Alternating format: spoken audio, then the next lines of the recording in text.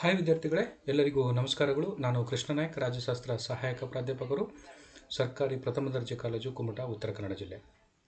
ವಿದ್ಯಾರ್ಥಿಗಳೇ, ಇವತ್ತಿನ ಈ ಒಂದು ತರಗತಿಯಲ್ಲಿ ನಾನು ನಿಮ್ಮೊಂದಿಗೆ ಚರ್ಚಿಸುತ್ತಿರುವಂತಹ ವಿಷಯ ಯುದ್ಧಕ್ಕೆ ಕಾರಣಗಳು ಮತ್ತು ಅದರ ಕಾರ್ಯಗಳು. ಯುದ್ಧದ ಕಾರ್ಯಗಳ ಬಗ್ಗೆ ನಾವು ಇಲ್ಲಿ ಚರ್ಚೆ ಮಾಡೋಣ. ಅಂದರೆ ಕಳೆದ ತರಗತಿಯಲ್ಲಿ ಯುದ್ಧಕ್ಕೆ ಸಂಬಂಧಪಟ್ಟಂತೆ ಅದರ ಒಂದು ಪೀಠಿಕೆ, ಅರ್ಥ, ವ್ಯಾಖ್ಯಾನಗಳನ್ನು ನಾವು ತಿಳಿದುಕೊಂಡ್ವಿ. ಇವತ್ತಿನ ಈ ಒಂದು ತರಗತಿಯಲ್ಲಿ ಯುದ್ಧಕ್ಕೆ ಹಾಗೂ ಯುದ್ಧವು ಸಂಭವಿಸುವುದಕ್ಕೆ ಇರುವಂಥ ಕಾರಣಗಳು, ಕಾಜಸ್ ಬಗ್ಗೆ ನಾವು ಚರ್ಚೆ ಮಾಡ್ತೀವಿ. ನಂತರದಲ್ಲಿ ಯುದ್ಧಕ್ಕೆ ಕಾರಣಗಳನ್ನು ಹುಡುಕಿದ ನಂತರದಲ್ಲಿ ಅದರ ಕಾರ್ಯಗಳು, ಅಂದರೆ ಯುದ್ಧದಿಂದ ಏನು ಅದರ ಕಾರ್ಯ ಏನು, ಅದರ ಏನು ಉಪಯೋಗ ಅದರಿಂದ ಅನ್ನೋದ್ರ ಬಗ್ಗೆ ನಾವು ತಿಳ್ಕೊಳ್ಳೋಣ. ಮೊದಲನೇದಾಗಿ ಯುದ್ಧವು ಸಂಭವಿಸಲು ಇರುವಂತಹ ಕಾರಣಗಳು, ಯುದ್ಧಕ್ಕೆ ಕಾರಣಗಳು ಅಂದರೆ ಕಾಜಸ್ ಆಫ್ ವಾರ್ ಬಗ್ಗೆ ನಾವು ಇಲ್ಲಿ ತಿಳಿದುಕೊಳ್ಳೋಣ. ಮೊದಲನೇದಾಗಿ various pandit's have different interpretations of the ಕಾಜಸ್ of war.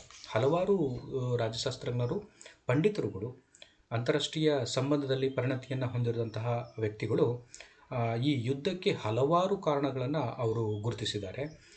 There is no consensus on these. ಆದರೆ ಈ ಯುದ್ಧಕ್ಕೆ ಕಾರಣಗಳನ್ನು ಹುಡುಕುವಾಗ ಹಲವಾರು ರಾಜ್ಯಶಾಸ್ತ್ರಜ್ಞರು, ರಾಜಕೀಯ ವಿಜ್ಞಾನಿಗಳು ಬೇರೆ ಬೇರೆ ಕಾರಣಗಳನ್ನು ಕೊಡ್ತಾರೆ. ಇದರಲ್ಲಿ ಒಮ್ಮತ ಅಭಿಪ್ರಾಯ ಇಲ್ಲ.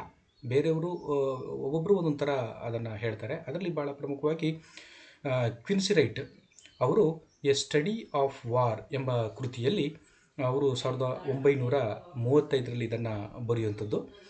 ಅದರಲ್ಲಿ ಎ ಸ್ಟಡಿ ಆಫ್ ವಾರ್ನಲ್ಲಿ ಯುದ್ಧಕ್ಕೆ ಕಾರಣಗಳನ್ನು ಅವರು 4 ಕಾರಣಗಳನ್ನು ಕೊಡ್ತಾರೆ.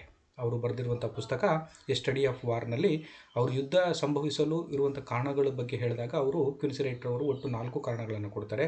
ಅದರಲ್ಲಿ ಒಂದು, ಯುದ್ಧ ತಡೆಯಲು ಅಂತಾರಾಷ್ಟ್ರೀಯ ಸಂಸ್ಥೆಗಳ ವಿಫಲತೆ, failure of international organisations to prevent war.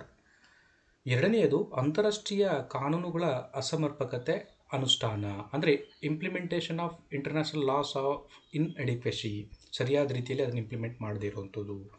ಮೂರನೇದು, ಭೌತಿಕ, ಆರ್ಥಿಕ, ರಾಜಕೀಯ ಅಂಶಗಳ ಅಸಮತೋಲನ ಅಥವಾ ಡೋಲಾಯಮಾನ ಸ್ಥಿತಿ, an imbalance or unemployment of physical, economic and political factors ಅಂತ 3ನೇ ಕಾರಣಗಳನ್ನು ಕೊಡ್ತಾರೆ. 4ನೇದು, ಅಸ್ತಿತ್ವದಲ್ಲಿರುವ ರಾಜ್ಯದ ವ್ಯವಹಾರಗಳಿಗೆ ಹಿಂಸಾತ್ಮಕ ಅಭಿಪ್ರಾಯ ಹೊಂದಿರುವಂಥದ್ದು, having a violent opinion on the affairs of the existing state ಅಂತ ಒಟ್ಟು 4 ಕಾರಣಗಳನ್ನು ಕ್ವಿನ್ಸಿ ರೈಟ್ ಅವರು ತಮ್ಮ ಪುಸ್ತಕವಾದಂಥ ಸ್ಟಡಿ ಆಫ್ ವಾರ್ನಲ್ಲಿ 1935ರಲ್ಲಿ ಹೇಳ್ತಾರೆ. ಹಾಗಾದರೆ ಈ ಒಂದು ಯುದ್ಧ ಸಂಭವಿಸಲು ಕಾರಣಗಳ ಬಗ್ಗೆ ಬೇರೆ ಬೇರೆ ರಾಜ್ಯಶಾಸ್ತ್ರಜ್ಞರು ಬೇರೆ ಬೇರೆ ರೀತಿಯಲ್ಲಿ ಹೇಳಿರೋದ್ರ ಬಗ್ಗೆ ನಾವು ಮಾತಾಡಿದ್ವಿ. ಅದೇ ರೀತಿಯಲ್ಲಿ ಟರ್ನ್ ಎಂಬುವರು 1927ರಲ್ಲಿ ಯುದ್ಧಗಳಿಗೆ 41 ಕಾರಣಗಳನ್ನು ಗುರುತಿಸ್ತಾರೆ. ಯಾರು ಟರ್ನ್ರವರು ಯುದ್ಧಕ್ಕೆ ಒಂದೆರಡು ಕಾರಣಗಳಿಲ್ಲ, ಅದು ಸುಮಾರು 41 ಕಾರಣಗಳನ್ನು ಅವರು ಗುರುತಿಸಿದ್ದಾರೆ. ಅದರಲ್ಲಿ 4 ಮುಖ್ಯ ಕಾರಣಗಳನ್ನು ಅವರು ಈ ರೀತಿ ಹೇಳ್ತಾರೆ: ಆರ್ಥಿಕ, ಸಾಮ್ರಾಜ್ಯಶಾಹಿ, ಧಾರ್ಮಿಕ ಹಾಗೂ ಭಾವನಾತ್ಮಕ ಕಾರಣ ಅಂತ 4 ಪ್ರಮುಖ ಕಾರಣಗಳನ್ನು ಅವರು ಹೇಳ್ತಾರೆ. ಮತ್ತು ಇನ್ನೊಬ್ಬರು ಹ್ಯಾನ್ಸ್ಮೀರ್ ಅವರೊಬ್ಬರ ಪ್ರಕಾರ, ವಿರ್ಕೆ ಹ್ಯಾನ್ಸ್ಮೀರ್ ಅವರ ಪ್ರಕಾರ ಅಭದ್ರತೆಯ ಭಯವು ಯುದ್ಧಕ್ಕೆ ಮುಖ್ಯ ಕಾರಣ ಅಂತ ಅವರು ಹೇಳ್ತಾರೆ. ಆಮೇಲೆ ಪ್ರೊಫೆಸರ್ ಚಾರ್ಲ್ಸ್ ಅವರು ಹೇಳುವಂಥದ್ದು, ಚಾರ್ಲ್ಸ್ ಅವರ ಪ್ರಕಾರ ಹೋದರೆ ಯುದ್ಧಕ್ಕೆ 21 ಕಾರಣಗಳನ್ನು ಗುರುತಿಸ್ತಾರೆ ಅವರು. ಅದರಲ್ಲಿ 4 ಮುಖ್ಯ ಕಾರಣಗಳಂದರೆ ಸಾಮಾಜಿಕ, ರಾಜಕೀಯ, ಆರ್ಥಿಕ ಹಾಗೂ ಕೌಶಲ್ಯಯುತವಾದಂಥ ಸ್ಥಾನಮಾನ ಅಂತ ಹೇಳ್ಬಿಟ್ಟು ಪ್ರೊಫೆಸರ್ ಚಾರ್ಲ್ಸ್ ಅವರು ಹೇಳುವಂಥದ್ದು. ಯುದ್ಧಕ್ಕೆ ಕಾರಣಗಳು ಪರಿಹಾರ ಕುರಿತು ಅಧ್ಯಯನ ಮಾಡಿದ ಒಂದು ಸಮಿತಿ ಯುದ್ಧಕ್ಕೆ ಸುಮಾರು 251 ಕಾರಣಗಳನ್ನು ಗುರುತಿಸಿರುವಂಥದ್ದನ್ನು ನೋಡ್ತೇವೆ. ಅದರಲ್ಲಿ ಮುಖ್ಯ ಕಾರಣಗಳಲ್ಲಿ ರಾಜಕೀಯ, ಸಾಮಾಜಿಕ, ಆರ್ಥಿಕ ಹಾಗೂ ಮಾನಸಿಕ ಕಾರಣಗಳು ಅಂತ ಹೇಳ್ಬಿಟ್ಟು ಅದರಲ್ಲಿ ಬಹಳ ಪ್ರಮುಖವಾಗಿ ಹೇಳುವಂಥದ್ದನ್ನು ನೋಡ್ತೇವೆ. ಹಾಗಾದರೆ ಮುಖ್ಯವಾಗಿ ಈಗ ಯುದ್ಧಕ್ಕೆ ಕಾರಣಗಳು ಏನು, ಯಾವ್ಯಾವು ಎಂಬುದರ ಬಗ್ಗೆ ನಾವು ಒಂದೊಂದಾಗಿ ತಿಳ್ಕೊಳ್ತಾ ಹೋಗೋಣ. ಮೊದಲನೇದಾಗಿ ಅದರಲ್ಲಿ ನಾವು ಒಟ್ಟಾರೆಯಾಗಿ ನಾವು ಸುಮಾರು ಒಂದು 6 ಕಾರಣಗಳನ್ನು ಹುಡುಕಿದ್ದೀವಿ. ಇಲ್ಲಿ ಅಧ್ಯಯನ ಮಾಡಬೇಕಾಗತ್ತೆ. ಅದರಲ್ಲಿ ಒಂದನೇದು ರಾಜಕೀಯ ಕಾರಣ, ಎರಡನೇದು ಮಾನಸಿಕ ಕಾರಣ, ಮೂರನೇದು ಆರ್ಥಿಕ ಕಾರಣ, ನಾಲ್ಕನೇದು ಸಾಂಸ್ಕೃತಿಕ ಹಾಗೂ ಸೈದ್ಧಾಂತಿಕ ಕಾರಣಗಳು, ಐದನೇದು ಅಸಮರ್ಪಕ ಅಂತಾರಾಷ್ಟ್ರೀಯ ವ್ಯವಸ್ಥೆ ಮತ್ತು ಆರನೇದು ಸಾಮ್ರಾಜ್ಯಶಾಹಿತನದ ಮನೋಭಾವ. ಈ 6 ಅಂಶಗಳ ಮೇಲೆ ಗುರುತಿಸಿ ನಾವು ಅದನ್ನು ಚರ್ಚೆ ಮಾಡುವಂಥದ್ದು ಇದೆ. ಮೊದಲನೇದಾಗಿ ರಾಜಕೀಯ ಕಾರಣಗಳು, political causes have been wars since ancient times. The Kings var waging war on the expansion of the expire. ನಾವು ಮೊದಲೇ ಹೇಳಿದಂಗೆ ಈ ರಾಜಕೀಯ ಕಾರಣಗಳಿಂದಲೇ ಪ್ರಾಚೀನ ಕಾಲದಿಂದಲೂ ಯುದ್ಧಗಳು ಜರುಗ್ತಾ ಇರುವಂಥದ್ದು ಅನ್ನೋದ್ರ ಬಗ್ಗೆ ನಾವು ಇತಿಹಾಸದಿಂದ ತಿಳ್ಕೊತೀವಿ. ರಾಜರು ಸಾಮ್ರಾಜ್ಯದ ವಿಸ್ತರಣೆ ಮಾಡಬೇಕೆಂದು ಯುದ್ಧ ಕೈಗೊಳ್ತಿದ್ರು. ರಾಜಕೀಯ ವ್ಯವಹಾರದ ಒಂದು ಭಾಗ ಮತ್ತು ಯುದ್ಧವನ್ನು ರಾಜಕೀಯದ ಒಂದು ಭಾಗ ಅಂತ ಅವರು ವ್ಯಾಖ್ಯಾನಿಸ್ತಿದ್ರು. ಯುದ್ಧದ ರಾಜಕೀಯ ಮೂಲಗಳೆಂದರೆ ಸಾರ್ವಭೌಮತ್ವ, ಶಕ್ತಿ ಸಮತೋಲನ, ಪ್ರಾದೇಶಿಕ ವಿವಾದಗಳು, ಅಪನಂಬಿಕೆ, ಪರಸ್ಪರ ಸಂಶಯ, ವಿದೇಶ ನೀತಿ ಇತ್ಯಾದಿ ಎಲ್ಲವೂ ಕೂಡ ರಾಜಕೀಯ ಕಾರಣಗಳು ಅಂತ ನಾವು ಕರಿಬೋದು. ರಾಜಕೀಯ ಗುರಿಗಳ ಈಡೇರಿಕೆಗೆ ಯುದ್ಧಗಳು ಸಂಭವಿಸ್ತವೆ ಎಂಬ ವಿಚಾರವನ್ನು ನಾವು ತಿಳ್ಕೋಬೇಕು. Part of the business of politics is defined as war. Political resources of war political causes include sovereignty, energy balance, territorial disputes, distrust, mutual suspicion, foreign policy. ಇದನ್ನು ತಿಳ್ಕೋಬೇಕಾಗುತ್ತೆ. ರಾಷ್ಟ್ರದ ಗುರಿ ಸಾಧಿಸಲು ಯುದ್ಧ ಒಂದು ಅತ್ಯುತ್ತಮ ಸಾಧನವೆಂದು ನಂಬಿರುವ ರಾಷ್ಟ್ರದ ನಾಯಕರುಗಳಲ್ಲಿ, ಸರ್ವಾಧಿಕಾರಿಗಳಲ್ಲಿ ಹಾಗೂ ಮುತ್ಸದ್ದಿ ರಾಜಕಾರಣಗಳಲ್ಲಿ ಯುದ್ಧದ ರಾಜಕೀಯ ಕಾರಣಗಳನ್ನು ಕಾಣಬಹುದು. ರಾಷ್ಟ್ರೀಯ ಹಿತಾಸಕ್ತಿಯನ್ನು ರಕ್ಷಿಸಲು ರಾಜಕಾರಣಿಗಳು ಯುದ್ಧವನ್ನು ಮಾಡ್ತಾರೆ. ರಾಜಕಾರಣಿಗಳ ಅಭಿಪ್ರಾಯದಲ್ಲಿ ತಪ್ಪು, ಸರಿ, ನ್ಯಾಯ, ಗೌರವ, ಪ್ರತಿಷ್ಠೆ ಮುಂತಾದ ಅಂಶಗಳು ಯುದ್ಧ ಮಾಡುವಂತೆ ಪ್ರೇರೇಪಿಸುತ್ತದೆ. ಕೆಲವೊಮ್ಮೆ ರಾಜಕಾರಣಿಯ ಸ್ವಪ್ರತಿಷ್ಠೆಯೂ ಕೂಡ ಯುದ್ಧಕ್ಕೆ ಮುಖ್ಯ ರಾಜಕೀಯ ಕಾರಣ ಆಗುತ್ತೆ.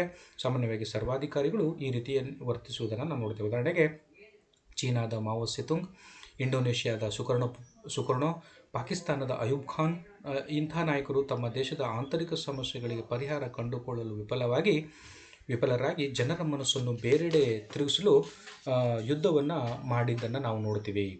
ವಿಭಿನ್ನ ರಾಜಕೀಯ ಧೋರಣೆಯನ್ನು ಅನುಸರಿಸುವಂಥ ರಾಜ್ಯಗಳ ನಡುವೆ ಯುದ್ಧವು ಜರುಗಿರುವುದಂತನ್ನು ಸಾಮಾನ್ಯ ರಾಜಕಾರಣವಾಗಿ ನೋಡಬಹುದು. ಅಂದರೆ ಪ್ರತಿಯೊಂದು ರಾಷ್ಟ್ರವು ತನ್ನದೇ ಆದ ರಾಜಕೀಯ ಹಿತಾಸಕ್ತಿಗಳನ್ನು ಹೊಂದಿರುತ್ತವೆ ಹಾಗೂ ಬೇರೆ ರಾಷ್ಟ್ರದ ಮೇಲೆ ತನ್ನ ಪ್ರಭಾವವನ್ನು ಬೀರಲು ಪ್ರಯತ್ನಿಸುತ್ತದೆ. ಈ ಪ್ರವೃತ್ತಿಯೇ ಯುದ್ಧಕ್ಕೆ ಕಾರಣವಾಗುವಂಥದ್ದು. ಒಟ್ಟಾರೆ ರಾಷ್ಟ್ರಗಳ ಹಿತಾಸಕ್ತಿಗಳನ್ನು ಬೇರೆ ರಾಷ್ಟ್ರಗಳ ಮೇಲೆ ಹೇರುವ ಪ್ರಯತ್ನ, ರಾಜತಾಂತ್ರಿಕ ಸಂಬಂಧದ ವಿಫಲತೆ, ಗಡಿ ವಿವಾದಗಳು, ಪರಸ್ಪರ ಅಭದ್ರತೆಯ ಭಯ ಮುಂತಾದವುಗಳು ಯುದ್ಧಕ್ಕೆ ಕಾರಣ ಆಗುತ್ತೆ ಎಂಬ ವಿಚಾರವನ್ನು ನಾವು ತಿಳ್ಕೊಳ್ಬೇಕಾಗತ್ತೆ. Wars are being fought for the fulfilment of political goals. Political reasons can be found in the leaders, dictators and politics of the country who believe that war is an effective tool for achieving the nation's goal. Politicians wage war to protect the national interest, and in the opinion of politicians, things like right, justice, honor and prestige make war. ನಂತರದಲ್ಲಿ ಯುದ್ಧಕ್ಕೆ ಎರಡನೇ ಭಾಳ ಪ್ರಮುಖವಾದಂಥ ಕಾರಣ ಅಂತಂದರೆ ಅದೊಂದು ಮಾನಸಿಕ ಕಾರಣಗಳು, ಅಂದರೆ ಸೈಕಾಲಜಿಕಲ್ ಕಾಸಸ್. ಅಂದರೆ ಈ ಯುದ್ಧಕ್ಕೆ ಕಾರಣಗಳಲ್ಲಿ ಬಹಳ ಪ್ರಮುಖವಾದಂಥ ಕಾರಣವೂ ಕೂಡ ಇದು. ಯಾವುದು? ಮಾನಸಿಕ ಕಾರಣಗಳು ಅಥವಾ psychological causes. Psychological causes caused by war is the human psychological state. So psychologists say that begins with the human mind opinion. ಅಂದರೆ ಈ ಮಾನವನ ಮಾನಸಿಕ ಸ್ಥಿತಿಯೇ ಯುದ್ಧಕ್ಕೆ ಕಾರಣ ಅಂತ ಇಲ್ಲಿ ಹೇಳ್ತಾರೆ. ಆದ್ದರಿಂದ ಯುದ್ಧವು ಮಾನವನ ಮನಸ್ಸಿನಲ್ಲಿಯೇ ಪ್ರಾರಂಭಗೊಳ್ಳುತ್ತದೆ ಎಂದು ಮನಃಶಾಸ್ತ್ರಜ್ಞರು ಅಭಿಪ್ರಾಯಪಟ್ಟಿರುವಂಥದ್ದನ್ನು ನಾವು ನೋಡ್ತೇವೆ. ಭಯ, ಅಭದ್ರತೆ, ಆಕ್ರಮಣಕಾರಕ ಪ್ರವೃತ್ತಿ ಇವು ಮನುಷ್ಯನ ಸ್ವಭಾವದ ಪ್ರಮುಖ ಅಂಶಗಳು. ಈ ತೆರನಾದ ಸ್ವಭಾವವೇ ಯುದ್ಧಕ್ಕೆ ಕಾರಣವಾಗುವಂಥದ್ದು. ಸ್ವಭಾವತಃ ಮಾನವ ಕಲಹಪ್ರಿಯ, ಅವನಲ್ಲಿ ವಿಧ್ವಂಸಕ ಗುಣವಿದೆ, ಮಾನವನಲ್ಲಿ ಅಧಿಕಾರ ಲಾಲಸೆ ಇದೆ ಹಾಗೂ ಸ್ವಪ್ರತಿಷ್ಠೆಯನ್ನು ಹೆಚ್ಚಿಸಿಕೊಳ್ಳಬೇಕೆಂಬ ಗುಣಗಳು ಪ್ರಬಲವಾಗಿರುವಂಥದ್ದು. ಇವೆಲ್ಲವುಗಳಿಗಿಂತಲೂ ಮಾನವ ಸ್ವಾರ್ಥಿಯಾಗಿದ್ದಾನೆ. ತನಗಾಗಿ, ತನ್ನ ಜನರಿಗಾಗಿ ಭೂಮಿ, ಅಧಿಕಾರ ಹಾಗೂ ಸ್ವಪ್ರತಿಷ್ಠೆಗಾಗಿ ಹೋರಾಡುವ ಸ್ವಭಾವ ಅವನದಾಗಿದೆ. ಸ್ವಾಭಾವಿಕವಾಗಿ ಮಾನವ ತನ್ನ ರಾಷ್ಟ್ರಕ್ಕೆ ಬಂದ ಗಂಡಾಂತರವನ್ನು ಹೋಗಲಾಡಿಸಲು ಯುದ್ಧಕ್ಕೆ ಸಿದ್ಧನಾಗಿರುತ್ತಾನೆ ಎಂಬ ವಿಚಾರವನ್ನು ನಾವು ತಿಳ್ಕೋಬೇಕು. Fear, insecurity, aggression is man's important aspects of nature. It is this very nature that causes war. By nature, human strife, he has a distinctive quality. The qualities of power and self-respect in man are strong. He is more selfish than anything else. It is his nature to fight for his people, for land, for power, and for self. Naturally, man is ready to go to war to overcome the perils of his country. ವಿದ್ವಾಂಸರ ಪ್ರಕಾರ ಯುದ್ಧಗಳು ಮನುಷ್ಯನ ಮನಸ್ಸಿನಲ್ಲಿ ಜನ್ಮ ತಾಳುತ್ತವೆ. ಮನಸ್ಸು ಒಂದು ಬಗೆಯಲ್ಲಿ ಕೇಡಿನ ಬಗೆಗೆ, ವಿನಾಶದ ಬಗೆಗೆ, ಹೋರಾಟದ ಬಗೆಗೆ ಸದಾ ನಿರತವರಾದರೆ ಅದು ಯುದ್ಧಕ್ಕೆ ಕಾರಣವಾಗುವಂಥದ್ದು. ಖ್ಯಾತ ಮನೋವಿಜ್ಞಾನಿಯಾದಂಥ ಸಿಗ್ಮಂಡ್ ಫ್ರಾಯ್ಡ್ ಪ್ರಕಾರ ನಾವು ಅವರು ನೋಡಿದ್ರೆ ಮನಸ್ಸಿನಲ್ಲಿ 3 ಭಾಗಗಳು ಉಂಟು ಅಂತ ಸಿಗ್ಮಂಡ್ ಫ್ರಾಯ್ಡ್ ಹೇಳ್ತಾರೆ. ಒಂದು ಈದ್, ಈಗೋ ಮತ್ತು ಸೂಪರ್ ಈಗೋ ಅಂತ. ಈದ್ ಅಂದರೆ ಅರಿವಿಲ್ಲದ ಒಂದು ರೀತಿಯ ತುಡಿತ, ಪ್ರೇರಣೆ ಎಂದು ಕರಿತಾನೆ ಅವನು. ನೀರಡಿಕೆ, ಹಸಿವು, ನಿದ್ರೆ, ಕಾಮ, ಅಧಿಕಾರ ಇವು ದಾಹಗಳು. ಇವುಗಳು ಈದ್ ಅಂತ ಅವನು ಕರೀತಾನೆ. ಈಗೋ ಅಂದರೆ ಮನುಷ್ಯನು ಸ್ವಯಂ ತಾನೇ ಹೊಂದಿರುವ ಅನುಭವ, ಇತರರೊಂದಿಗೆ ಅಥವಾ ಜಗತ್ತಿನೊಂದಿಗೆ ವ್ಯವಹರಿಸುವ ರೀತಿ, ಸೂಪರ್ ಈಗೋ ರೀತಿ ಇದಾಗಿರುತ್ತದೆ. ಮತ್ತು ಸೂಪರ್ ಈಗೋ ಅಂತಂದರೆ ವಿವೇಕ ಅಥವಾ ಪ್ರಜ್ಞೆ, ಸರಿ ತಪ್ಪು ಹೇಳುವ ಭಾಗ.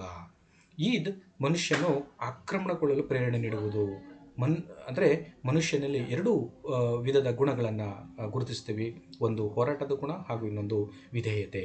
ಮನುಷ್ಯರೆಲ್ಲರೂ ಸ್ನೇಹಪರರು, ಸ್ವಭಾವದವರು, ಮತ್ತು ತಮ್ಮ ಮೇಲೆ ಆಕ್ರಮಣವಾದರೆ ಅವರು ಪ್ರತಿ ಆಕ್ರಮಣ ಮಾಡುವ ಸ್ವಭಾವದವರು ಇರುವರು ಎಂಬ ವಿಚಾರವನ್ನು ಈ ಮನೋವಿಜ್ಞಾನಿಗಳು ಹೇಳ್ತಾರೆ. According to scholars, wars are born in the mind of man. The mind is about one kind of evil, the other about of destruction. If ever kept busy it would lead to war ಅಂತ ಹೇಳ್ತಾರೆ. ನಂತರದಲ್ಲಿ ಇನ್ನೊಂದು ಯುದ್ಧಕ್ಕೆ ಪ್ರಮುಖವಾದಂಥ ಕಾರಣ ಅಂತಂದರೆ ಅದು ಆರ್ಥಿಕ ಕಾರಣಗಳು, ಎಕನಾಮಿಕ್ ಕಾಸಸ್. ಅಂದರೆ ಚರಿತ್ರೆಯ ಪುಟಗಳನ್ನು ಅವಲೋಕಿಸಿ ನೋಡಿದಾಗ ನಾವು ಆರ್ಥಿಕ ಕಾರಣಗಳು ಯುದ್ಧಕ್ಕೆ ಕಾರಣವಾಗಿರುವಂಥದ್ದನ್ನು ನಾವು ನೋಡ್ತೇವೆ. ಐರೋಪ್ಯ ರಾಷ್ಟ್ರಗಳು ತಮ್ಮ ಆರ್ಥಿಕ ಹಿತಾಸಕ್ತಿಗಳನ್ನು ಬಗೆಹರಿಸಿಕೊಳ್ಳಲು ಹಾಗೂ ಮಾರುಕಟ್ಟೆಯ ಮೇಲೆ ನಿಯಂತ್ರಣ ಸಾಧಿಸಲು ಯುದ್ಧವನ್ನು ಮಾಡಿರುವಂಥದ್ದು ನೋಡ್ತೇವೆ. ಇದಕ್ಕೆ ತಾಜಾ ಉದಾಹರಣೆಯನ್ನು ಕೊಡೋದಾದರೆ ಇತ್ತೀಚೆಗೆ ಗಲ್ಲಿಗೇರಿಸಲ್ಪಟ್ಟಂಥ ಇರಾಕ್ ಪದಚ್ಯುತ ಅಧ್ಯಕ್ಷನಾದಂಥ ಸದ್ದಾಮ್ ಹುಸೇನ್ ತೈಲ ಸಮೃದ್ಧ ಶ್ರೀಮಂತ ಪುಟ್ಟ ದೇಶವಾದಂತಹ ಕುವೈತ್ ಮೇಲೆ ದಾಳಿ ಮಾಡಿದ. ಅಂದರೆ 1990 ಆಗಸ್ಟ್ 2 ಅದು ಆಗಿದ್ದಂಥದ್ದು. ಮತ್ತು ಜರ್ಮನಿ, ಇಟಲಿ ಹಾಗೂ ಜಪಾನ್ ಯುದ್ಧಗಳಲ್ಲಿ ಎರಡನೇ ಮಹಾಯುದ್ಧದಲ್ಲಿ ತೊಡಗಲು ಮುಖ್ಯ ಕಾರಣ ಹೊಸ ಪ್ರದೇಶಗಳನ್ನು ಹಾಗೂ ಸಂಪತ್ತನ್ನು ವಶಪಡಿಸಿಕೊಳ್ಳಲು ಅವರ ಉದ್ದೇಶ ಇತ್ತು. ಆಯಾ ದೇಶಗಳ ಜನರ ಜೀವನ ಮಟ್ಟ ಎತ್ತರಿಸಲು, ಸುಖ ಸಮೃದ್ಧಿ ಪಡೆಯಲು ಯುದ್ಧದಲ್ಲಿ ನಿರತವಾಗಿರುವಂಥದ್ದನ್ನು ನಾವು ನೋಡ್ತೇವೆ. ಇದು ಕೂಡ ಯುದ್ಧಕ್ಕೆ, ಅಂದರೆ ಆರ್ಥಿಕ ಕಾರಣಗಳು ಯುದ್ಧಕ್ಕೆ ಬಹಳ ಪ್ರಮುಖವಾದಂಥ ಕಾರಣ ಅಂತಲೂ ಕೂಡ ಹೇಳ್ತಾರೆ. Reviewing the pages of the history of economic causes war, European countries have done their economic interests. The latest example is Saddam Hussein, the war-ravaged president of the recently executed Iraq, who attacked the oil-rich Kuwait of war-torn president. According to some liberal economists, trade restrictions have led to a war between countries, and countries are not supportive of free trade policy in order to protect domestic trade interests. According to them, the capitalist class is increasingly distributing manufactured goods abroad, thus waging a war to move back the countries competing for the foreign market. The reason for the war competition is mounting a war when it seeks to gain profits by investing in or pursuing for profit countries. Compete with nations to sell weapons of war, the nations are at war. ಅಂದರೆ ಉದಾರವಾದಿ ಅರ್ಥಶಾಸ್ತ್ರಗಳ ಪ್ರಕಾರವಾಗಿ ನೋಡಿದಾಗ ವ್ಯಾಪಾರ ನಿರ್ಬಂಧಗಳು ದೇಶಗಳ ಮಧ್ಯೆ ಯುದ್ಧಕ್ಕೆ ಕಾರಣವಾಗಿರುವಂಥದ್ದನ್ನು ನಾವು ನೋಡ್ತೇವೆ. ದೇಶೀಯ ವ್ಯಾಪಾರಿ ಹಿತಾಸಕ್ತಿ ರಕ್ಷಿಸಲು ಮುಕ್ತ ವ್ಯಾಪಾರ ನೀತಿಯನ್ನು ರಾಷ್ಟ್ರಗಳು ಬೆಂಬಲಿಸುವುದಿಲ್ಲ. ಇದು ಅಂತಿಮವಾಗಿ ಗೊಂದಲಕ್ಕೆ ಕಾರಣವಾಗಿ ಯುದ್ಧ ಸಂಭವಿಸಲು ಕಾರಣ ಆಗುತ್ತೆ ಎಂಬ ವಿಚಾರಗಳನ್ನು ಅವರು ಹೇಳುವಂಥದ್ದು. ಆಮೇಲೆ 4ನೇದು ಮುಖ್ಯ ಕಾರಣ ಅಂತಂದರೆ ಅದು ಸಾಂಸ್ಕೃತಿಕ ಹಾಗೂ ಸೈದ್ಧಾಂತಿಕ ಭಿನ್ನಾಭಿಪ್ರಾಯಗಳು, ಕಲ್ಚರಲ್ ಆ್ಯಂಡ್ ಐಡಿಯಾಲಜಿಕಲ್ ಡಿಫ್ರೆನ್ಸಸ್. ಅಂದರೆ ಯುದ್ಧಕ್ಕೆ ವಿದ್ವಾಂಸರು ಗುರುತಿಸಿರುವ ಕಾರಣಗಳಲ್ಲಿ ಬಹಳ ಪ್ರಮುಖವಾದಂಥ ಮತ್ತೊಂದು ಕಾರಣ ಸಾಂಸ್ಕೃತಿಕ ಹಾಗೂ ಸೈದ್ಧಾಂತಿಕ ಭಿನ್ನಾಭಿಪ್ರಾಯಗಳು. ಒಂದು ಸಾಮಾನ್ಯ ನಂಬಿಕೆ ಅಥವಾ ಗ್ರಹಿಕೆ ಅಂದರೆ ಸಾಂಸ್ಕೃತಿಕ, ಧಾರ್ಮಿಕ, ಜನಾಂಗೀಯ ಕಾರಣಗಳು ಯುದ್ಧದಲ್ಲಿ ಕಾರಣ ಆಗಿರುವಂಥದ್ದು. ಸಾಂಸ್ಕೃತಿಕ ಹಾಗೂ ಧಾರ್ಮಿಕ ಕಾರಣಗಳಿಗಾಗಿ ಮನಸ್ಸಿನ ಅಂದರೆ ಈಗ ನೋಡಿ, ನಾವು ಜಗತ್ತಿನಲ್ಲಿ ನಾವು ನೋಡ್ತೀವಿ, ಸಾಂಸ್ಕೃತಿಕ ಹಾಗೂ ಧಾರ್ಮಿಕ ಕಾರಣಗಳಿಗಾಗಿಯೇ ಮುಸ್ಲಿಂ ಹಾಗೂ ಕ್ರಿಶ್ಚಿಯನ್ನರು ಯುದ್ಧಕ್ಕೆ ಇಳಿದ ದಾಖಲೆಗಳು ಇತಿಹಾಸದಲ್ಲಿರುವಂಥದ್ದು ನೋಡ್ತೇವೆ. ಪಶ್ಚಿಮ ಕ್ರಿಶ್ಚಿಯನ್ ಸಾಮ್ರಾಜ್ಯಗಳು ಟರ್ಕಿಯಿಂದ ಪ್ಯಾಲೆಸ್ಟೈನ್ ವಶಪಡಿಸಿಕೊಳ್ಳಲು 9 ಧರ್ಮ ಯುದ್ಧಗಳು ಯುದ್ಧಗಳನ್ನು ಮಾಡಿದ್ವು. ಈ ಯುದ್ಧಗಳು ಕ್ರಿಸ್ತಶಕ 1096ರಿಂದ 1270 ಅವಧಿಯಲ್ಲಿ ಜರುಗಿರುವಂಥದ್ದನ್ನು ನೋಡ್ತೇವೆ. ಅರಬ್ರು ಹಾಗೂ ಇಸ್ರೇಲ್ ಯುದ್ಧ ನಡೆದಿರುವಂಥದ್ದು 1948, 49, 56ರಲ್ಲಿ, 67ರಲ್ಲಿ, 73, 74ರಲ್ಲಿ ನಡೆದಿರುವಂಥದ್ದು ನೋಡ್ತೇವೆ. ತಮಿಳು ಜನಾಂಗ ಮತ್ತು ಸಿಂಹಳಿಯರ ಮಧ್ಯೆ ಜನಾಂಗೀಯ ಯುದ್ಧ ನಡೆದಿರುವಂಥದ್ದು ನೋಡ್ತೇವೆ. ಭಾರತ ಪಾಕಿಸ್ತಾನದ ಮಧ್ಯೆ 1965 ಯುದ್ಧ, 71 ಯುದ್ಧ, ಇವೆಲ್ಲವನ್ನು ಕೂಡ ನಾವು ನೋಡ್ಬೋದು. ಇವೆಲ್ಲವೂ ಹೆಚ್ಚು ಕಡಿಮೆ ಧರ್ಮ, ಸಂಸ್ಕೃತಿ, ಭಾಷೆ ಇದರ ಆಧಾರದ ಮೇಲೆ ನಡೆದಿರುವಂಥದ್ದು. 1967ರ ಅರಬ್ ಇಸ್ರೇಲ್ ಯುದ್ಧ ಧಾರ್ಮಿಕ ಕಾರಣಕ್ಕೆ ನಡೆಯಿತು ಎಂಬ ವಿಚಾರವನ್ನು ನಾವು ತಿಳ್ಕೊಳ್ಬೇಕಾಗತ್ತೆ. There are records of disciples who went to war for cultural and religious reasons. Wars were made. The period from 1096 to 1270 occurred. Arabs and Israel middle 1948 to 49, Middle Ethnic War still going on. The ideological disagreements over the Arab-Israel War of 1962 are also the ideals of war. Democracy versus authoritarianism, democracy versus egalitarianism paradox, socialism, different ideals, nations claim their own doctrine. India-Pakistan wars in 1971, the wars of 1965 and the 1971s, though for no other reason, would lead to division. Tamils come and go, Jaffna held. ಆಮೇಲೆ ಯುದ್ಧಕ್ಕೆ 5ನೇ ಕಾರಣವನ್ನು ತೆಗೆದುಕೊಂಡು ನಾವು ನೋಡಿದಾಗ ಅಪರಿಪಕ್ವ ಅಂತಾರಾಷ್ಟ್ರೀಯ ವ್ಯವಸ್ಥೆ, ಅಪರಿಪಕ್ವ imperfect international system. ಅಂದರೆ ಈ ಅಪರಿಪಕ್ವ ಅಂತಾರಾಷ್ಟ್ರೀಯ ವ್ಯವಸ್ಥೆ ಯುದ್ಧಕ್ಕೆ ಬಹಳ ಪ್ರಮುಖ ಕಾರಣವೂ ಕೂಡ ಹೌದು. ಪ್ರಥಮ ಮಹಾಯುದ್ಧದ ನಂತರ 1920ರಲ್ಲಿ ಲೀಗ್ ಆಫ್ ನೇಷನ್ಸ್ ಅಸ್ತಿತ್ವಕ್ಕೆ ಬಂತು. ಆದರೆ ಅದು ಕೂಡ ಯುದ್ಧ ತಪ್ಪಿಸಲು ವಿಫಲವಾಯಿತು. 1939ರಲ್ಲಿ 2ನೇ ಮಹಾಯುದ್ಧಕ್ಕೆ ದಾರಿಯಾಯಿತು. 1945ರಲ್ಲಿ ವಿಶ್ವಸಂಸ್ಥೆ ಸ್ಥಾಪನೆ ಆಯಿತು. ವಿಶ್ವಸಂಸ್ಥೆ ಕೂಡ ಜಗತ್ತಿನಲ್ಲಿ ಸಂಪೂರ್ಣವಾಗಿ ಯುದ್ಧ ತಡೆಯಲು ಯಶಸ್ವಿ ಆಗಿಲ್ಲ ಎಂಬ ವಿಚಾರವನ್ನು ತಿಳ್ಕೊಬೇಕಾಗತ್ತೆ.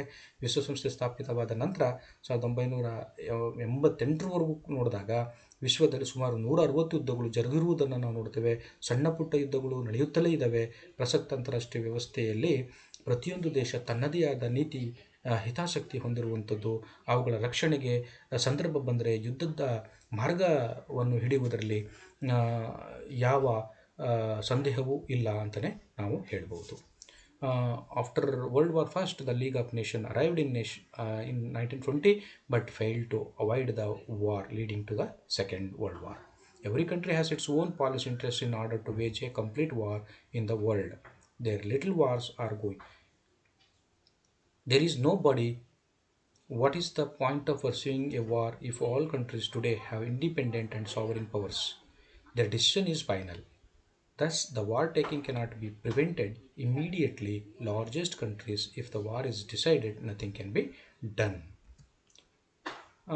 ನಂತರದಲ್ಲಿ 6ನೇ ಕಾರಣವನ್ನು ನಾವು ತಿಳ್ಕೊಳ್ತಾ ಹೋದರೆ ಸಾಮ್ರಾಜ್ಯಶಾಹಿತನ ಮತ್ತು ಈ ಇಂಪೀರಿಯಲಿಸಮ್ ಅಂತೇನು ಹೇಳ್ತೀವಿ, ಮತ್ತು ಈ ವಸಾಹತುಶಾಹಿ colonialism, imperialism and colonialism are causing war. Some of the nation's leaders are convincing the people that war is the only solution. The people inspire war when the nation is aggressive and selfish about it. The cause of war is war, dignity and justice. Other reasons for the war are the nation is on the path of war to achieve its national policy goals and objectives. There will be many nations of the world. The tastes of all nations are not the same. There are no pacifist countries. Some quarrelsome warlords, democratic nations like the world. ನಾವು ಈಗ ಸಾಮ್ರಾಜ್ಯಶಾಹಿತನದ ಅಥವಾ ವಸಾಹತುಶಾಹಿತನದ ಮನೋಭಾವವನ್ನು ತೆಗೆದುಕೊಂಡು ನೋಡಿದಾಗ ಸಾಮ್ರಾಜ್ಯಶಾಹಿ ಹಾಗೂ ವಸಾಹತುಶಾಹಿ ನೀತಿಗಳು ಯುದ್ಧಕ್ಕೆ ಕಾರಣ ಆಗಿರುವಂಥದ್ದನ್ನು ನಾವು ಇತಿಹಾಸದಲ್ಲಿ ನಾವು ನೋಡ್ತೇವೆ. ಕೆಲವು ಶಕ್ತಿಗಳು ಅಧಿಕಾರಕ್ಕೆ ಹಾತೊರೆಯುತ್ತಿದ್ದರೆ ಯುದ್ಧವಾಗುವಂಥದ್ದು ಖಂಡಿತ. ರಾಷ್ಟ್ರದಲ್ಲಿ ಕೆಲವು ನಾಯಕರುಗಳು ಜನತೆಗೆ ಯುದ್ಧ ಒಂದೇ ಪರಿಹಾರ ಮಾರ್ಗ ಎಂಬ ವಿಚಾರವನ್ನು ಅವರಲ್ಲಿ ತಲೆಯಲ್ಲಿ ತುಂಬ್ತಾರೆ, ಜನರ ತಲೆಯಲ್ಲಿ ತುಂಬ್ತಾರೆ, ಮನವರಿಕೆ ಮಾಡಿಕೊಡ್ತಾರೆ. ತಮ್ಮ ವಿರುದ್ಧ ರಾಷ್ಟ್ರ ಆಕ್ರಮಣಕಾರಿ ಹಾಗೂ ಸ್ವಾರ್ಥಿ ಎಂದು ಬಿಂಬಿಸಿದಾಗ ಜನತೆಯು ಯುದ್ಧಕ್ಕೆ ಸ್ಫೂರ್ತಿ ಕೊಡುತ್ತೆ. ಯುದ್ಧ ಮಾಡುವುದು ಘನತೆ, ಗೌರವ ಹಾಗೂ ನ್ಯಾಯಕ್ಕಾಗಿ ಎಂಬುದು ಕೂಡ ಯುದ್ಧಕ್ಕೆ ಕಾರಣವಾಗಿರುವಂಥದ್ದನ್ನು ಕೂಡ ನಾವು ನೋಡ್ತೇವೆ. ಈ ಸಂದರ್ಭವನ್ನು ಈ 6 ಕಾರಣಗಳು ಯುದ್ಧವು ಸಂಭವಿಸಲು ಪ್ರಮುಖವಾದಂಥ ಕಾರಣಗಳು. ಹಲವಾರು ಕಾರಣಗಳಿದ್ದಾಗ್ಯೂ ಈ 6 ಕಾರಣಗಳನ್ನು ಬಹಳ ಪ್ರಮುಖವಾಗಿ ಯುದ್ಧ ಸಂಭವಿಸಲು ಇರಲೇಬೇಕಾದಂಥ ಕಾರಣಗಳು ಅಂತಲೇ ಹೇಳ್ಬೋದು ನಾವು. ನಂತರದಲ್ಲಿ ವಿದ್ಯಾರ್ಥಿಗಳೇ, ಯುದ್ಧಕ್ಕೆ ಕಾರಣಗಳು ಯಾವ್ಯಾವು ಎಂಬುದರ ಬಗ್ಗೆ ನಾವು ಇಲ್ಲಿವರೆಗೆ ಚರ್ಚೆಯನ್ನು ಮಾಡಿದ್ದೀವಿ. ಈಗ ಯುದ್ಧದ ಕಾರ್ಯಗಳು, ಫಂಕ್ಷನ್ಸ್ ಆಫ್ ವಾರ್, ಯುದ್ಧದ ಕಾರ್ಯಗಳ ಬಗ್ಗೆ ನಾವು ನೋಡೋದಾದರೆ, ಮಾನವ ಇತಿಹಾಸದಲ್ಲಿ ಅನೇಕ ಶತಮಾನಗಳಿಂದಲೂ ಕೂಡ ಯುದ್ಧಗಳು ಜರುಗುತ್ತಲೇ ಇರುವಂಥದ್ದನ್ನು ನಾವು ನೋಡ್ತೇವೆ. ಯುದ್ಧವು ವಿದೇಶಾಂಗ ನೀತಿಯ ಗುರಿಗಳನ್ನು ಸಾಧಿಸಲು ಬಳಸುವ ವೆಚ್ಚದಾಯಕವಾದಂಥ ಹಾಗೂ ಹಾನಿಕಾರಕ ಮಾರ್ಗವಾಗಿದ್ದರೂ ಅದು ಇಂದಿಗೂ ಅನಿವಾರ್ಯವಾಗಿರುವಂಥದ್ದನ್ನು ನೋಡ್ತೇವೆ. ಹಿಂದಿನ ಕಾಲದಲ್ಲಿ ನ್ಯಾಯಯುತ ಕಾರಣಗಳಿಗೆ ಮಾತ್ರ ಯುದ್ಧ ಮಾಡಲಾಗ್ತಿತ್ತು. ಯುದ್ಧದಿಂದ ಪ್ರಯೋಜನ ಹಾಗೂ ನಿಷ್ಪ್ರಯೋಜಕ ಎರಡೂ ಉಂಟು. ಆದ್ದರಿಂದ ಯುದ್ಧದ ಬಗೆಗಿನ ಅಭಿಪ್ರಾಯಗಳು ಬೇರೆ ಬೇರೆ ಆಗಿರುವಂಥದ್ದನ್ನು ಕೂಡ ನಾವು ನೋಡ್ತೇವೆ. ಯುದ್ಧದಿಂದ ಒಳ್ಳೆಯದಾಗುವುದಕ್ಕಿಂತ ಹಾನಿಯೇ ಆಗಿರುವಂಥದ್ದನ್ನು ನಾವು ನೋಡ್ತೇವೆ. ವಿದ್ವಾಂಸರು ಕೂಡ ಬೇರೆ ಬೇರೆ ಪದ್ಧತಿಯಲ್ಲಿ, ಬೇರೆ ಬೇರೆ ಪರಿಸ್ಥಿತಿಯಲ್ಲಿ ಬೇರೆ ಬೇರೆ ಅಭಿಪ್ರಾಯಗಳನ್ನು ವ್ಯಕ್ತಪಡಿಸಿರುವಂಥದ್ದನ್ನು ನೋಡ್ತೇವೆ. ರೋಮನ್ ವಿವೇಚಕರಾದಂತಹ ಸಿಸಿರೋ, ಯಾವ ಆದರ್ಶ ರಾಷ್ಟ್ರವು ತನ್ನ ಘನತೆ, ಗೌರವ ಹಾಗೂ ಸಮಗ್ರತೆಗೆ ಧಕ್ಕೆ ಬರದ ಹೊರತು ಯುದ್ಧದ ಮಾರ್ಗ ಅನುಸರಿಸಕೂಡದು ಅಂತಲೂ ಕೂಡ ಅವರು ಹೇಳಿರುವಂಥದ್ದನ್ನು ನೋಡ್ತೇವೆ. ಅಂದರೆ ಯಾವುದೇ ದೇಶವು ಅನ್ಯಾಯದ ಮಾರ್ಗ ಅನುಸರಿಸಿದಾಗ ಮಾತ್ರ ಅದರ ವಿರುದ್ಧ ಯುದ್ಧ ಮಾಡುವುದು ನ್ಯಾಯಸಮ್ಮತವಾದುದು ಎಂಬುದು ಅವರ ಅಭಿಪ್ರಾಯ. ಸೆಂಟ್ ಅಗಸ್ಟಿನ್ರು ಕೂಡ ನ್ಯಾಯಸಮ್ಮತ ಯುದ್ಧವನ್ನು ಬೆಂಬಲಿಸಿರುವಂಥದ್ದನ್ನು ನೋಡ್ತೇವೆ. ಯಾವ ರಾಷ್ಟ್ರವು ತನ್ನ ತಪ್ಪುಗಳನ್ನು ತಿದ್ದಿಕೊಳ್ಳಲು ಒಪ್ಪುವುದಿಲ್ಲವೋ ಅದರ ವಿರುದ್ಧ ಯುದ್ಧ ಮಾಡುವುದು ನ್ಯಾಯಯುತವಾದದ್ದು ಎಂದು ವಾದಿಸಿರುವಂಥದ್ದು. ಕ್ಲೈಡ್ ಈಗಲ್ಟನ್ರವರು ಶತಮಾನಗಳಿಂದಲೂ ಯುದ್ಧವು ಅನ್ಯಾಯದ ಪರಿಸರದ ವಿರುದ್ಧ ಹೋರಾಡುವ ಏಕೈಕ ಮಾರ್ಗವಾಗಿದ್ದು, ಈ ಮಾರ್ಗದಿಂದ ಕಲಹಗಳು ಹರಿದವು ಹಾಗೂ ಹಕ್ಕುಗಳು ಉಪಯೋಗಿಸಲ್ಪಟ್ಟವು ಎಂಬುದನ್ನು ಇವರು ಹೇಳಿರುವಂಥದ್ದು. ಅಂದರೆ war has been going on, war has been on for centuries in human history. While war is on admirable and harmful way of achieving foreign policy goals, it still has the benefit and discomfort of the inevitable war. ಅಂದರೆ ಈ ಯುದ್ಧದಿಂದ ಅನುಕೂಲತೆಗಳು ಇದ್ದಾವೆ, ಅನಾನುಕೂಲತೆಗಳು ಇದ್ದಾವೆ. ಇದು ನಿನ್ನೆ ಮೊನ್ನೆಯಿಂದ ಬಂದಂತಹ ಯುದ್ಧ ಪರಿಸ್ಥಿತಿಯಲ್ಲ, ಇದು ಬಹಳ ಪುರಾತನ ಕಾಲದಿಂದಲೂ ಕೂಡ ಬಂದಂತಹ ಒಂದು ಪರಿಸ್ಥಿತಿ ಅದು ಅಂತ ಹೇಳ್ಬೋದು. ಇದರಲ್ಲಿ ನಾವು ಈಗ ಬಹಳ ಪ್ರಮುಖವಾಗಿ ಈ ಯುದ್ಧಗಳು ಮಾನವನ ಪಾಪದ ಪ್ರತಿಫಲಗಳಲ್ಲ. ಇತಿಹಾಸದುದ್ದಕ್ಕೂ ಎಷ್ಟೋ ಅನಿಷ್ಟ ಪದ್ಧತಿಗಳು ಇಟ್ಟುಕೊಂಡು ಕೆಲ ಕಾಲದ ನಂತರ ಅವು ಅಳಿದು ಹೋಗಿರುವಂಥದ್ದನ್ನು ನೋಡ್ತೇವೆ. ಆದರೆ ಯುದ್ಧವೆಂಬುದು ಕೊನೆಗೊಂಡಿಲ್ಲ. ಕಾರಣ, ಎಲ್ಲ ಕಾಲಗಳಲ್ಲಿಯೂ ಕೂಡ ಜನರು ಅದರ ಪ್ರಯೋಜನವನ್ನು ಪಡೆದುಕೊಂಡಿದ್ದಾರೆ. ಯುದ್ಧದ ಪ್ರಯೋಜನ ಹಾಗೂ ಪ್ರಯೋಜನಗಳ ಬಗ್ಗೆ ಎರಡು ಪಂಥಗಳನ್ನು ನಾವು ನೋಡ್ತೇವೆ. ಅಂದರೆ ಒಂದು ವಿಚಾರಸರಣಿಯ ಪ್ರಕಾರ ಯುದ್ಧವು ಪ್ರಯೋಜನಕಾರಿಯಾದುದು ಅಲ್ಲ ಅಂತ ಹೇಳ್ತಾರೆ. ಯುದ್ಧದಿಂದ ನಾವು ಏನನ್ನೂ ಸಾಧಿಸಲಾಗುವುದಿಲ್ಲ. ಯುದ್ಧಕ್ಕಾಗಿ ಪಟ್ಟ ಎಲ್ಲ ಕಷ್ಟಗಳು ವ್ಯರ್ಥ, ಎಲ್ಲ ಬಲಿದಾನಗಳು ನಿಷ್ಪ್ರಯೋಜಕ ಅಂತಲೂ ಕೂಡ ಅವರು ವಾದ ಮಾಡ್ತಾರೆ. ಯಾವ ಸಮಸ್ಯೆಗಳ ಪರಿಹಾರಕ್ಕಾಗಿ ಯುದ್ಧಕ್ಕೆ ಧುಮುಕುತ್ತೇವೆಯೋ ಯುದ್ಧ ಮುಗಿದ ಮೇಲೂ ಆ ಸಮಸ್ಯೆಗಳು ಹಾಗೆಯೇ ಉಳಿಯುತ್ತವೆ ಎಂಬ ವಿಚಾರವನ್ನು ಆ ಪಂಥದವರು ಹೇಳ್ತಾರೆ. ಯುದ್ಧ ಯಾವುದನ್ನು ಸಾಧಿಸುವುದಿಲ್ಲ ಎಂಬ ವಾದವನ್ನು ಅವರು ಮಂಡಿಸ್ತಾರೆ. ಯುದ್ಧದ ಬಗ್ಗೆ ಇನ್ನೊಂದು ವಿಚಾರ ಸರಣಿ ಏನಂತಂದರೆ, ಯುದ್ಧವು ಕೆಟ್ಟ ಜನರಿಗೆ ಕೆಟ್ಟ ಉದ್ದೇಶ ಸಾಧನೆಗಾಗಿ ಸಹಕಾರಿಯಾಗಿದೆ, ಅದರಿಂದ ಒಳ್ಳೆಯ ಜನರಿಗೆ ಒಳ್ಳೆಯ ಉದ್ದೇಶ ಸಾಧನೆಗಾಗಿ ಸಹಾಯಕವಾಗಿದೆ ಅಂತ ಈ ವಾದದಲ್ಲಿ ಪ್ರತಿಪಾದನೆ ಮಾಡೋರು ಹೇಳ್ತಾರೆ. ಆದ್ದರಿಂದ ನಾವು ಯುದ್ಧಕ್ಕೆ ಸಂಬಂಧಪಟ್ಟಂತೆ ಕಾರಣಗಳನ್ನು ನೋಡಿದಾಗ ಅದಕ್ಕೆ ಕಾರಣಗಳು ಏನೇನಿರ್ಬೋದು ಎಂಬುದರ ಬಗ್ಗೆ ನಾವು ಒಂದೊಂದಾಗಿ ತಿಳ್ಕೊಳ್ತಾ ಹೋಗೋಣ. ಅದರಲ್ಲಿ the right of wrong and the enforcement of rights, ಅಂದರೆ ತಪ್ಪನ್ನು ತಿದ್ದುವುದು ಹಾಗೂ ಹಕ್ಕುಗಳನ್ನು ರಕ್ಷಿಸುವುದು. ಅಂದರೆ ಯುದ್ಧಗಳು ಇತಿಹಾಸದುದ್ದಕ್ಕೂ ಜರುಗಿರುವಂಥದ್ದನ್ನು ನೋಡ್ತೇವೆ. ಅವುಗಳಲ್ಲಿ ಕೆಲವೊಂದು ಯುದ್ಧಗಳನ್ನು ಜನತೆಯ ಮೇಲೆ ಆದ ಅನ್ಯಾಯ ಮತ್ತು ತಪ್ಪುಗಳನ್ನು ಹೋಗಲಾಡಿಸಲು ಮಾಡಲಾಗಿರುವಂಥದ್ದನ್ನು ಅಂತ ನೋಡ್ತೇವೆ. ಎಷ್ಟೋ ರಾಷ್ಟ್ರ ತಮ್ಮ ವಿದೇಶಾಂಗ ನೀತಿಯನ್ನು ಹಾಗೂ ರಾಷ್ಟ್ರೀಯ ಹಿತಾಸಕ್ತಿಯನ್ನು ರಕ್ಷಿಸಲು ಕೆಲವೊಮ್ಮೆ ಅನ್ಯಾಯಯುತವಾದ ತಪ್ಪು ಮಾರ್ಗಗಳನ್ನು ಅನುಸರಿಸುವುದು ಉಂಟು. ಮತ್ತು ಒಂದು ರಾಷ್ಟ್ರ ಬೇರೊಂದು ರಾಷ್ಟ್ರದ ದಾಳಿಗೆ ತುತ್ತಾದಾಗ ತನ್ನ ರಕ್ಷಣೆಗಾಗಿ ಯುದ್ಧವನ್ನು ಮಾಡಲೇಬೇಕಾದಂಥ ಪ್ರಸಂಗ ಕೂಡ ಕಂಡುಬರುತ್ತೆ. ಅಂದರೆ ಉಲ್ಲಂಘನೆಗಾಗಿ ಮಾಡಿದ ಯುದ್ಧ ಅನ್ಯಾಯದಿಂದ ಕೂಡಿದ್ದು, ರಕ್ಷಣೆಗಾಗಿ ಮಾಡಿದ ಯುದ್ಧ ನ್ಯಾಯಯುತವಾದ್ದೆಂದು ಹೇಳಲಾಗುತ್ತದೆ. ಮತ್ತು ಅಂದರೆ wars have been fought throughout history, some of these wars have been done to rid the people of injustice and wrong, so much so that the nation has sometimes pursued an unfair path to protect its foreign policy and national interest. When a nation is under attack by another nation it must wage war in its defence. That is that is the war for imprisonment is just and the war for protection is said to be fair. ಆಮೇಲೆ ಎರಡನೇದು ಕಾರಣಗಳನ್ನು ನಾವು ನೋಡೋಕೆ ಹೋದಾಗ ಎರಡು ಅಂದರೆ ಈ ಯುದ್ಧದ ಎರಡನೇ ಕಾರ್ಯಗಳನ್ನು ನಾವು ನೋಡಿದಾಗ ಅದರಲ್ಲಿ ರಾಜಕೀಯ, ಸಾಮಾಜಿಕ ಹಾಗೂ ಆರ್ಥಿಕ ವ್ಯವಸ್ಥೆಗಳ ಪುನರ್ನಿರ್ಮಾಣ ಹಾಗೂ ಬದಲಾವಣೆಗಳು ಯುದ್ಧದ ಕಾರ್ಯವಾಗಿದೆ ಎಂಬ ವಿಚಾರವನ್ನು ನಾವು ತಿಳ್ಕೊಬೇಕಾಗತ್ತೆ. Political, social and economic systems revival and modernisation of political, social and economic. The fundamental political, social, modern nations in some countries are the rewards of war. For example, the French and the Russian revolutions, the countries had to follow a war path to overcome the injustice that was being done. ನಾವು ಮೊದಲೇ ಹೇಳಿದ್ವಿ, ಈ ಆಧುನಿಕ ಕಾಲದ ಬೃಹತ್ ರಾಷ್ಟ್ರಗಳು ಯುದ್ಧದ ಪ್ರತಿಫಲ ಆಗಿರುವಂಥದ್ದನ್ನು ನೋಡ್ತೇವೆ. ಜಗತ್ತಿನ ಕೆಲವು ರಾಷ್ಟ್ರಗಳಲ್ಲಿ ಆಗಿರುವ ಮೂಲಭೂತ ರಾಜಕೀಯ, ಸಾಮಾಜಿಕ ಹಾಗೂ ಆರ್ಥಿಕ ಬದಲಾವಣೆಗಳಿಗೆ ಯುದ್ಧವೇ ಕಾರಣವೆಂದು ಇತಿಹಾಸದಿಂದ ಸ್ಪಷ್ಟವಾಗಿ ಕಂಡುಬರುವಂಥದ್ದು. ಉದಾಹರಣೆ, ಫ್ರೆಂಚ್ ಮತ್ತು ರಷ್ಯನ್ ಕ್ರಾಂತಿಗಳು ಪ್ರಜೆಗಳ ಮೇಲೆ ಆಗುತ್ತಿರುವ ಅನ್ಯಾಯವನ್ನು ಹೋಗಲಾಡಿಸಲು ಯುದ್ಧ ಮಾರ್ಗಗಳನ್ನು ಈ ರಾಷ್ಟ್ರಗಳು ಅನುಸರಿಸಬೇಕಾಯಿತು ಎಂಬ ವಿಚಾರವನ್ನು ತಿಳ್ಕೊಬೇಕಾಗತ್ತೆ. ಈ ದೇಶದಲ್ಲಿ ಭ್ರಷ್ಟ ಸರ್ಕಾರಗಳನ್ನು ಕಿತ್ತೊಗೆದು ದಬ್ಬಾಳಿಕೆಯನ್ನು ಕೊನೆಗಾಣಿಸಿ ಅನ್ಯಾಯವನ್ನು ತೊಡೆದು ಹಾಕುವುದು ಇದರ ಉದ್ದೇಶ ಎಂಬ ವಿಚಾರವನ್ನು ನಾವು ತಿಳ್ಕೊಬೇಕಾಗತ್ತೆ. ಚೀನಾ ದೇಶದ ಜಿಯಾಂಗ್ ಕೈಸೆಕ್ ಭ್ರಷ್ಟವಾದ ಹಾಗೂ ಅದಕ್ಷತೆಯಿಂದ ಕೂಡಿದ ಆಡಳಿತ ವ್ಯವಸ್ಥೆಯನ್ನು ಕಿತ್ತೊಗೆಯಲು ಮಾವೋ ಸೆ-ತುಂಗ್ ಅವನ ವಿರುದ್ಧವಾಗಿ ಹೂಡಿದಂತಹ ಒಂದು ಕ್ರಾಂತಿಯನ್ನು ನಾವು ನೆನೆಸ್ಕೋಬೇಕಾಗತ್ತೆ. ಮತ್ತು France, America and Russia can be said to be the result of war. The modern civilization we see today which played a significant role in rebuilding the system. ಅಂದರೆ ಯಾವುದೇ ಈ ಕಾರ್ಯಗಳನ್ನು ನೋಡಿದ ಯುದ್ಧದ ಕಾರ್ಯಗಳಿಂದ ಹಲವಾರು ರಾಷ್ಟ್ರಗಳು, ಉದಾಹರಣೆಗೆ ಫ್ರಾನ್ಸ್, ಅಮೇರಿಕಾ ಮತ್ತು ರಷ್ಯಾ ಇಂಥವೆಲ್ಲ ಈ ಯುದ್ಧದ ಪ್ರತಿಫಲವಾಗಿವೆ ಅಷ್ಟು ದೊಡ್ಡ ರಾಷ್ಟ್ರವಾಗಿ ಬೆಳೆದು ಬಂದಿರುವಂಥದ್ದನ್ನು ನಾವು ನೋಡುವಂಥದ್ದು. ಆಮೇಲೆ ಮೂರನೇದು ಕಾರಣಗಳಲ್ಲಿ ಯುದ್ಧವು ಉನ್ನತ ಮಟ್ಟದ ನೈತಿಕ, ಆಧ್ಯಾತ್ಮಿಕ ಮತ್ತು ಸಾಹಸಮಯ ಗುಣಗಳನ್ನು ಬೆಳೆಸುವಂಥದ್ದು. ಅಂದರೆ this kind of experience for rises the highest level of spiritual and adventurous qualities of war. Sometimes Ashoka can take the diligent example of increasing morality. The Emperor Ashoka, Kalinga was also not in favor of war. ನಾವು ಯುದ್ಧದಿಂದ ಜನರ ನೈತಿಕ ಮಟ್ಟ ಹೆಚ್ಚುತ್ತದೆ. ಯುದ್ಧವು ತಮ್ಮ ರಾಷ್ಟ್ರದ ಜನರನ್ನು ಹಾಗೂ ಸೈನಿಕರನ್ನು ಮಾತೃಭೂಮಿಗೆ ತಮ್ಮ ಸರ್ವಸ್ವವನ್ನು ತ್ಯಾಗ ಮಾಡಲು ಸಿದ್ಧರನ್ನಾಗಿ ಮಾಡುವಂಥದ್ದನ್ನು ನೋಡ್ತೇವೆ ನಾವು.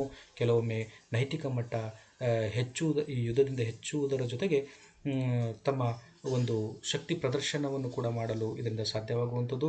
ಇದರಿಂದ ದೇಶಪ್ರೇಮ, ದೇಶಭಕ್ತಿ ಹುಟ್ಟುತ್ತೆ. ಅಶೋಕ ಚಕ್ರವರ್ತಿಯ ಉದಾಹರಣೆ ತೆಗೆದುಕೊಳ್ಳಲಾದರೆ, ಸಾಮ್ರಾಟ ಅಶೋಕ ಕಳಿಂಗ ಯುದ್ಧದಿಂದ ಬೇಜಾರುಗೊಂಡು ಯುದ್ಧವನ್ನೇ ತೊರೆದಿರುವಂಥದ್ದನ್ನು ನಾವು ನೋಡ್ತೇವೆ. ಈ ತೆರನಾದ ಅನುಭವ ಇತರಿಗೂ ಆಗದೇ ಇರುವಂಥದ್ದು. ಹೆಗಲ್ ಎಂಬ ಜರ್ಮನ್ ವಿವೇಚಕನು ಯುದ್ಧವು ವಿಶ್ವದ ರಾಷ್ಟ್ರಗಳನ್ನು ಆಲಸ್ಯ, ಜಡತ್ವಗಳಿಂದ ರಕ್ಷಿಸುತ್ತದೆ ಹಾಗೂ ಜನರನ್ನು ಸತ್ವ ಪರೀಕ್ಷೆಗೆ ಒಳಪಡಿಸಿ ಬಲಿಷ್ಠನಾಗಿ ಮಾಡುತ್ತದೆ ಎಂಬ ವಿಚಾರವನ್ನು ಹೇಳ್ತಾನೆ. German cleric named Hegel who selectively shields dead countries from inertia and is able to hold them to essence testing. According to Hegel, war is natural and accidental, where war is as natural to the nation's life as air is the sea. ಅಂದರೆ ಈ ಸಮುದ್ರ ಗಾಳಿಯಷ್ಟೇ ಅದು ಸ್ವಾಭಾವಿಕವಾದದ್ದು ಎಂಬ ವಿಚಾರವನ್ನು ಹೇಳ್ತಾನೆ. ಯುದ್ಧ ಹೇಗೆ ಅಂತಂದರೆ, ಯುದ್ಧ ಗಾಳಿ ಮತ್ತು ಸಮುದ್ರದಷ್ಟೇ ಸ್ವಾಭಾವಿಕವಾದದ್ದು ಎಂಬ ವಿಚಾರವನ್ನು ಹೇಳ್ತಾನೆ. It is true that the moral virtues of sacrifice are growing and that the war of self respect is superior to the utterance of the American who participated in disrespectful peace ಎನ್ನುವ ವಿಚಾರ. ನಂತರದಲ್ಲಿ ಯುದ್ಧದ ಕಾರ್ಯಗಳಲ್ಲಿ ನಾಲ್ಕನೇದು war is good means. ಅಂದರೆ ಯುದ್ಧವು ಒಂದು ಉತ್ತಮ ಸಾಧನ. ಅಂದರೆ ಯುದ್ಧವು ಹಲವಾರು ಪ್ರಸಂಗಗಳಲ್ಲಿ ಒಂದು ಸಾಧನವಾಗಿ ಪರಿಣಮಿಸಿರುವಂಥದ್ದನ್ನು ನೋಡ್ತೇವೆ. ಯುದ್ಧವು ದೇಶದ ಜನರಲ್ಲಿ ಐಕ್ಯತೆಯನ್ನು ತರುವ ಸಾಧನವಾಗಿರುತ್ತದೆ. ಹೆಚ್ಚುತ್ತಿರುವ ಜನಸಂಖ್ಯೆಯನ್ನು ಸರಿಪಡಿಸಲು ಕೂಡ ಒಳ್ಳೆಯ ವಿಧಾನವಾಗಿರುವಂಥದ್ದು. ಮತ್ತು ನಮ್ಮ ಸ್ವಾತಂತ್ರ್ಯ ರಕ್ಷಿಸಲು, ಪ್ರಜಾಪ್ರಭುತ್ವ ಸ್ಥಾಪಿಸಲು ಮತ್ತು ಹೊಸ ರಾಷ್ಟ್ರ ಕಟ್ಟಲು ಯುದ್ಧದ ಸಾಧನವನ್ನು ಬಳಸಿಕೊಂಡು ಯುದ್ಧವನ್ನು ಮಾಡುವಂಥದ್ದು ಕೂಡ ಬರುತ್ತೆ. The benefits of war are, in the words of professor Potwell, when war is used to defend our freedoms, to establish democracy and to build a new nation. ಹೊಸ ರಾಷ್ಟ್ರವನ್ನು ಕಟ್ಟಲು, ಪ್ರಜಾಪ್ರಭುತ್ವವನ್ನು ರಕ್ಷಿಸಿಕೊಳ್ಳಲು, ತನ್ನ ಸಾರ್ವಭೌಮತ್ವವನ್ನು ರಕ್ಷಿಸಿಕೊಳ್ಳಲು ಯುದ್ಧವು ಒಂದು ಉತ್ತಮವಾದಂಥ ಸಾಧನ ಎಂಬ ವಿಚಾರವನ್ನು ಹೇಳ್ತಾರೆ. ಮತ್ತು ನಂತರದಲ್ಲಿ 5ನೇ ಒಂದು ಕಾರ್ಯವನ್ನು ನೋಡಿದಾಗ ಯುದ್ಧದ ಕಾರ್ಯಗಳಲ್ಲಿ German opinion on the utility of war, ಅಂದರೆ ಈ ಯುದ್ಧದ ಉಪಯೋಗಗಳಲ್ಲಿ ಕಾರ್ಯಗಳಲ್ಲಿ ಜರ್ಮನರ ಒಂದು ಅಭಿಪ್ರಾಯವನ್ನು ತೆಗೆದುಕೊಂಡು ನೋಡೋದಾದರೆ, Nazi Germans believed that the nation and the people would be destroyed if there was no war. To bring peace to price war was said to be natural. ಜರ್ಮನರ ಪ್ರಕಾರವಾಗಿ ಯುದ್ಧ ಇಲ್ಲದೇ ಇದ್ದರೆ, ಯುದ್ಧ ಮಾಡದೇ ಇದ್ದರೆ ಒಂದು ರಾಷ್ಟ್ರದ ಜನಸಂಖ್ಯೆ, ಒಂದು ರಾಷ್ಟ್ರವೇ ನಾಶವಾಗುತ್ತೆ. ಅದರಿಂದ ನಮಗೆ ಶಾಂತಿ ಬೇಕು ಅಂದರೆ, ನಮಗೆ ನೆಮ್ಮದಿ ಮತ್ತು ಶಾಂತಿಯ ವಾತಾವರಣ ಬೇಕು ಅಂತಂದರೆ ನಮಗೆ ಯುದ್ಧ ಅನಿವಾರ್ಯ ಎಂಬ ವಿಚಾರವನ್ನು ಜರ್ಮನರು ಹೇಳ್ತಾರೆ. The German scholar Hegel was at war. German scholar Hegel ಕೂಡ ಅವ್ರ ಪರವಾಗಿದ್ದ. It was therefore his strange view of Gandhi as a woman who gave birth to a war that was so natural and beneficial to the Nazi nourishers that the Germans felt that the war was necessary for the overall survival of the fittest. Germans have insisted that war is a necessary process for weeding out the weak and inferior. ಮತ್ತು ಈ ಯುದ್ಧದ ಕಾರ್ಯಗಳಲ್ಲಿ 6ನೇ ಕಾರ್ಯದ ಬಗ್ಗೆ ಹೇಳಿದಾಗ communist views about functions of war, ಅಂದರೆ ಇಲ್ಲಿ ಯುದ್ಧದ ಕಾರ್ಯಗಳ ಬಗ್ಗೆ ಸಮತಾವಾದಿಗಳ ಒಂದು ಅಭಿಪ್ರಾಯದ ಬಗ್ಗೆ ನಾವು ನೋಡಿದಾಗೆ, ಯುದ್ಧದ ಕಾರ್ಯಗಳ ಬಗ್ಗೆ ಕಮ್ಯುನಿಸ್ಟರ ಒಂದು ದೃಷ್ಟಿಕೋನವನ್ನು ತೆಗೆದುಕೊಂಡು ನೋಡಿದಾಗ, ಕಮ್ಯುನಿಸ್ಟರು ಬಂಡವಾಳಶಾಹಿ ಪದ್ಧತಿಯನ್ನು ಕಿತ್ತೊಗೆಯಲು ಯುದ್ಧವು ಅನಿವಾರ್ಯ ಅಂತ ಹೇಳ್ತಾರೆ. ರಷ್ಯಾದ ಕಮ್ಯುನಿಸ್ಟ್ ಧುರೀಣನಾದ ಸ್ಟಾಲಿನ್ರು ಬಂಡವಾಳಶಾಹಿ ಪದ್ಧತಿಯನ್ನು ಕಿತ್ತೊಗೆಯಲು ಒಂದು ದೊಡ್ಡ ಕ್ರಾಂತಿ ಆಗಬೇಕು ಅಂತ ಹೇಳ್ತಾನೆ. ಈ ಕ್ರಾಂತಿ ಯುದ್ಧದ ಸ್ವರೂಪವನ್ನು ತೆಗೆದುಕೊಳ್ಳುತ್ತದೆ ಅಂತ ಹೇಳ್ತಾನೆ. ಚೈನಾ ದೇಶದ ಮಾವೋ ಸೆತುಂಗ್ ಅವನು ಕೂಡ ಯುದ್ಧವು ಅನಿವಾರ್ಯ ಅಂತ ಹೇಳ್ತಾನೆ. ಸಮಸ್ಯೆಗಳು ಯುದ್ಧದಿಂದ ಪರಿಹರಿಸಿಕೊಳ್ಳಬಹುದು, ರಾಜಕೀಯ ಅಧಿಕಾರ ಬಂದೂಕಿನಿಂದ ಹೊರಹೊಮ್ಮುತ್ತದೆ ಎಂಬ ವಿಚಾರವನ್ನು ಮಾವೋ ಸೆತುಂಗ್ ಹೇಳಿರುವಂಥದ್ದನ್ನು ನೋಡ್ತೇವೆ. ಅಂದರೆ even Mao Tsetung of China have said that war is inevitable. The problems must be resolved by war. Political power out of a fire arm, political power emerges from guns ಅಂತ ಹೇಳ್ತಾನೆ. ಅಂದರೆ ರಾಜಕೀಯ ಅಧಿಕಾರವು ಬಂದೂಕಿನಿಂದ ಬರುತ್ತದೆ ಎಂಬ ವಿಚಾರವನ್ನು ಅವನು ಹೇಳುವಂಥದ್ದು. ನಂತರದಲ್ಲಿ ವಿದ್ಯಾರ್ಥಿಗಳೇ, ನಾವು ಇಲ್ಲಿಯವರೆಗೆ ಈ ಏನು ಯುದ್ಧದ ಕಾರ್ಯಗಳ ಬಗ್ಗೆ ನಾವು ಇಲ್ಲಿವರೆಗೆ ಸಾಕಷ್ಟು ಚರ್ಚೆಯನ್ನು ಮಾಡಿದ್ವಿ.